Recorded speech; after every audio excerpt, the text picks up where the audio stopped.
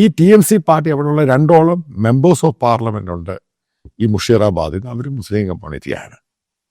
ഇതിനകത്ത് നോൺ മുസ്ലിം എന്ന് പറയുന്നത് ഈ ദളിത് കമ്മ്യൂണിറ്റിയിൽ ജയിച്ചവർ മാത്രമേ ഉള്ളൂ, ബാക്കിയൊന്നുമില്ല. കാരണം അത്രമാത്രം ഭൂരിപക്ഷമാണ്.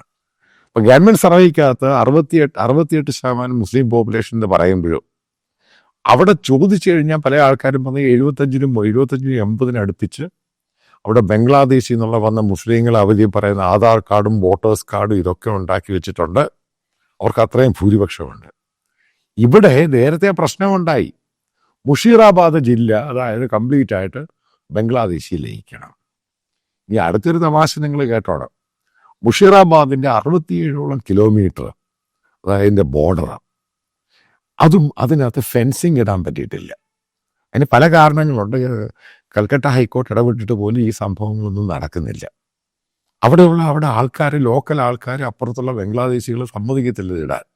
ഇട്ട് കഴിഞ്ഞാൽ അവർ അടിച്ച് ഊരക്കളയും.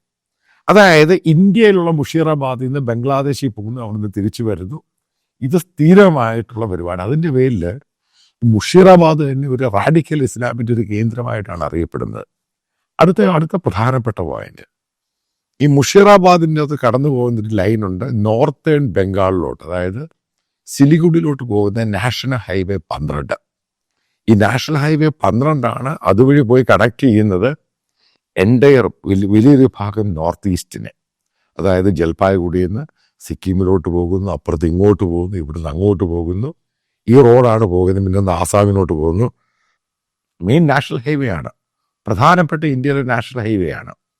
ഈ നാഷണൽ ഹൈവേയുടെ ഏകദേശം 28 കിലോമീറ്റർ ശ്രദ്ധിച്ചോണം.